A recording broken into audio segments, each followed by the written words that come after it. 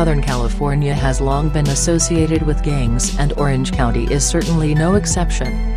I spent 2 years doing ethnographic research among Orange County gangs, primarily with one of the largest gangs, FxTroop, pronounced FxTroop, which is between several hundred and a few thousand members depending upon whom you ask. FxTroop, as you might have guessed, takes its name from the old Western comedy, although many of the older members of the community claim that the organization has its origins before World War I and that it merely changed its name in the 60s. The youths, primarily young men, who the police identify as FxTroop, see themselves as an integral part of their neighborhood. Similarly, numerous local residents of all ages, most of whom do not appear to be gang members, identify their neighborhood as FxTroop. While FxTroop is primarily composed of Mexican Americans, it is not exclusively so, and its racial homogeneity reflects the neighborhood from which it originates. Most of Orange County's gang members are Mexican Americans, especially if you use the records of the essentially Anglo law enforcement establishment. The Mexican-American community in Orange County predates the Anglo-American community, and most Anglos are only first- or second-generation Orange County residents. According to the police, to grow up in some Orange County neighborhoods and to be male is essentially the same thing as to be a gang member, and, at some local high schools, they have identified nearly all of the males as gang members. FxTroopers generate enormous amounts of income through theft, car theft, burglary, mugging, and so forth. They are usually quite careful, however, to victimize only those from outside their neighborhood. FxTroop has a rich oral tradition, and quite a few stories circulate to this effect. One classic example involved a high school-aged Anglo who had just cashed his paycheck at a local liquor store and was walking home with several $100s in cash in his pocket. Some FxTroopers, who did not recognize him, stopped him and demanded his money. He refused, claiming he lived in the neighborhood. After several threats were exchanged, he challenged them to follow him home. They did so and, upon finding out that he did in fact live in the neighborhood, apologized and went their way. A large portion of what FxTroop steals is redistributed throughout the neighborhood via local churches and other community organizations. While this Robin Hood mentality may seem quite charitable, it is also quite pragmatic. They steal much more than they could ever keep. Too much apparent wealth would draw police repercussions, and, while they cannot keep their wealth, they can use it to buy prestige in the neighborhood. Many local churches have large rooms full of stolen merchandise that they distribute to local residents. A few years ago, one church was completely full of stolen Nintendos that were being redistributed to local children. While the gangs have been using the churches and community organizations to buy prestige, exploitation is a two-way street.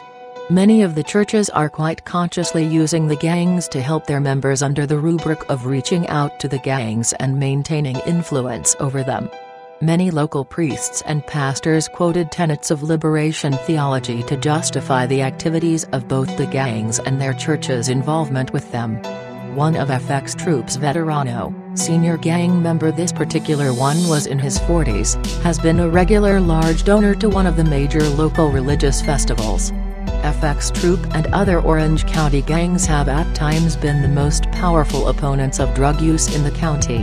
While the attitude towards drugs is not consistent, local gangs have at times threatened to greenlight, or put out a death warrant on, anyone who sold drugs in their neighborhood.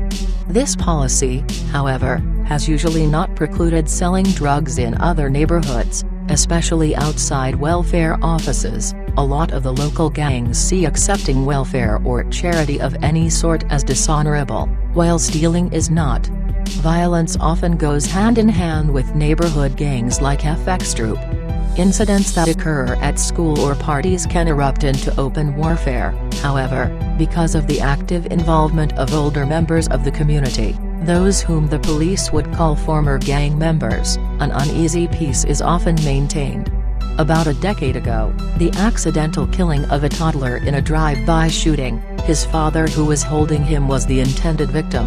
was one of the catalysts that led to the founding of the United Gangs Council, a loose coalition of several dozen local gangs, most of which are substantially smaller than FxTroop, primarily intending to control inter-gang violence.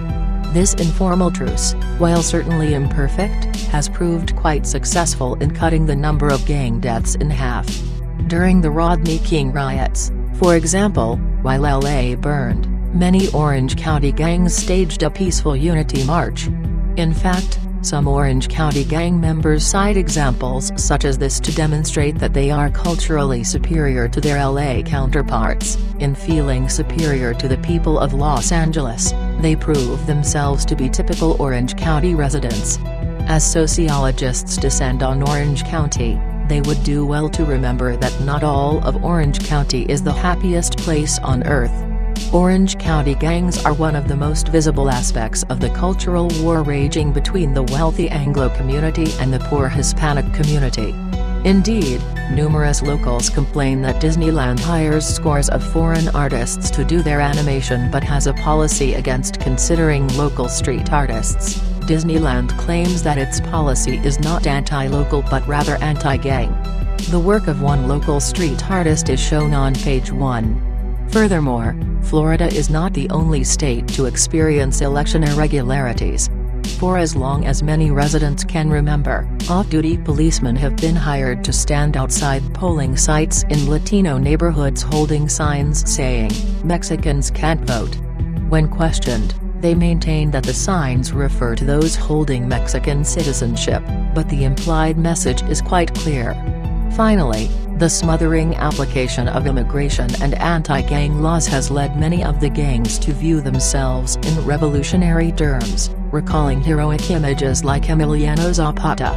Orange County gang members are not saints. While the truce has reduced bloodshed, gangs still do war with each other, although it has become quite rare for non-combatants to be hurt. While many gangs discourage drug sales, at least within their own neighborhoods, many do sell drugs, especially to outsiders, and car theft in Orange County is a multi-billion-dollar business. Nonetheless, if you ask the residents of one of the many communities which Orange County law enforcement agencies claim to be plagued or terrorized by gangs what they actually think, they have an interesting take on gangs. A typical response for them is to sigh and tell you with a worried look, "Our boys need to think more about their futures," or "Our boys have to be more careful," or "Our boys get into too much trouble these days." To many of the hundreds of thousands of Orange County residents, in whose communities these gangs reside, they are neither heroes nor revolutionaries, but neither are they a criminal element. They are simply our boys.